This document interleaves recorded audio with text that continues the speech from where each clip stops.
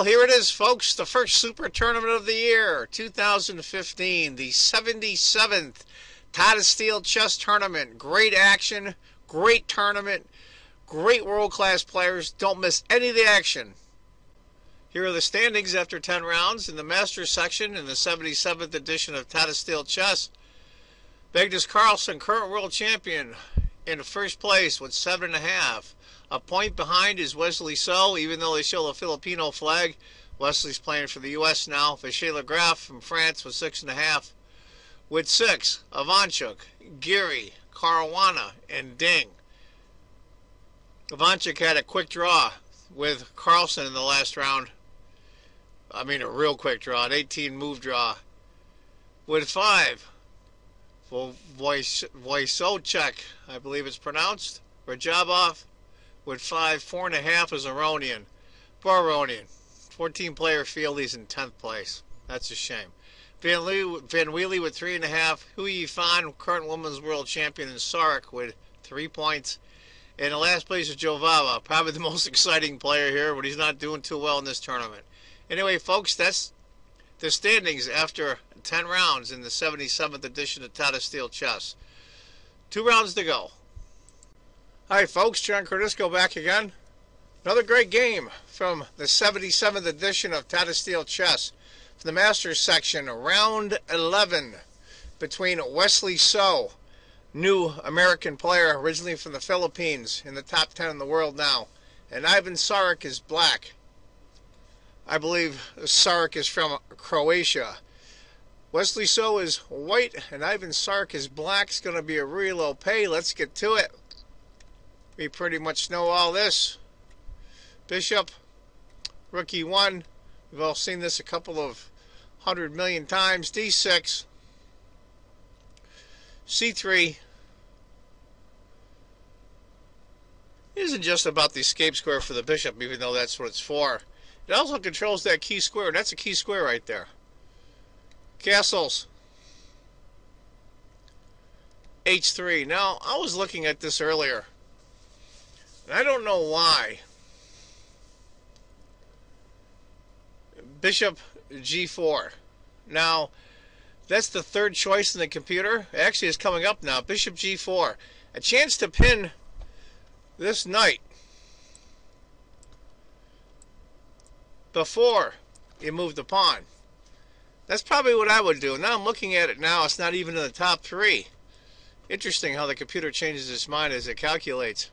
Castles are bishop b7, rook b8. I wonder what's wrong with that. I really don't know.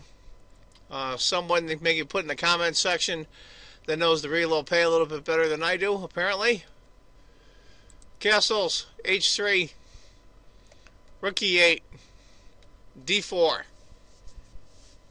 It's all standard stuff. Computer has it almost as exact even. I'm sure these guys are breezing through the moves. Bishop b7, of course. Maybe that's one of the reasons, but for us amateur players, it's a tiny minute reason. He already moved the A and B pawns for black, so he probably figures I'll put the bishop on b7. Has a little bit more, control. It bears down on the enemy king. But this is for the world-class players. I'm not so sure if that applies to guys like us that don't know theory as well as these guys do. Knight to d2. Bishop f8. Computer has e takes d, h6, queen c8. There must be something new, that bishop to f8.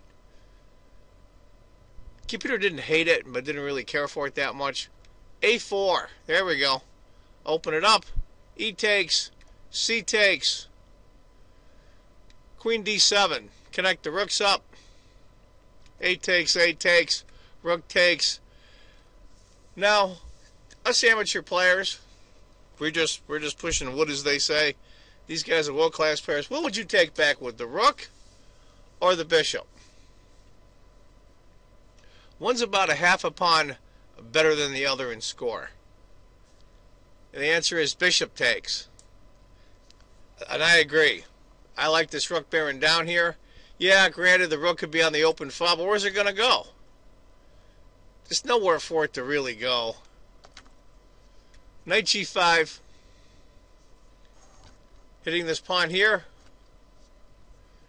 forces him to go knight to d8. Now the computer did that. It shows that everybody's ganging up and defending the e4 pawn. Pretty funny. And the computer even says off screen, can't e4 get defended? Well, you can't defend it, you push it. Knight d5. And finally the other knight comes out. So now, finally, this dark squared bishop can come out for white. h6 to kick the knight. Knight goes back to e4. Knight to e6, knight to b4. Saric chose knight to b4, and that's a pretty good spot. Queen to d2, d takes. Computer likes bishop takes. Then after rook takes, d5. I think that would keep it even. After d takes, the points are starting to pile up a little bit for white. It's over a point advantage now. Knight takes. Queen f5. All right, let's look at this let's pause and look at this for a minute. What do you guys think of this position? What would you do? Now, guys, pause the video here and think about what you do as black or white and what kind of plan you would have. And this is the part of the game where I have trouble sometimes formulating a plan. It's not as easy as it looks. We've got all 8 minor pieces on there, 2 rooks and 2 queens and 10 pawns. I mean, that's a lot of figuring. What would you do here? Give you an idea. The computer calls for g4. And then knight to c5 is a second choice, and close third is knight c3. Wesley decided to go knight c5. And that's fine. I mean, look at all the squares these knights control. This one, this one, this one. This one, this one, this one. This square, this square. This square, this square. I mean, those knights are in a good spot, obviously. So, what to do, what to do? You got to give up the dark squared bishop. You got to get rid of one of those knights. And d takes. Now, we're on move 23. I don't know if Saric was in trouble. I think he might have just miscalculated. Computer calls for king to h7. Get it off the diagonal completely. So you could probably move that pawn later, kick that knight. But he went bishop d5. And bang! Just like that. It's an over 4-point advantage. Creeping up on 5-point advantage. 4.5 for white. Essentially the game is over. If you go king to h7, queen takes, rook takes, rook takes, queen takes, queen takes, queen e4. That kind of sucks for black, but he might be able to survive this. Might be able to survive it, even though white has the bishop pair. But right now, not a prayer. After bishop d5, now comes the killer move. Can you find the killer move on here? The one that really messes it up for black. Pause the video and see if you can find it. And the move is g4, making that queen move. Queen can't go here, here, here, or here. Or here. Where's the queen going to go? It has to go to f6. It has to go to f6. And this is where the trouble starts. Bishop takes. If he had taken queen takes the pawn, bishop takes, queen b3, rook takes, rook e5, and black's back in the game because after queen takes, queen checks, queen f1, queen b4, it's an even game. But after bishop takes, black is doomed. Knight takes, queen takes, knight c6, knight f3, rook d8, And now, Queen E4. And that's where Saric, as black from Croatia, resides. Good win for Wesley So. He's only half a point behind Carlson on the leaderboard from the Masters section. Give you an idea what would have happened. After knight to D4, knight takes, rook takes, queen checks, king moves, queen takes. I mean, you're up a piece and a pawn. It's over. So tough break for Evan Saric. But he's a good player. He'll bounce back. He's rated over 2660, so he's pretty good. Anyway, folks, that's one of the games from round 11. I hope you enjoyed it.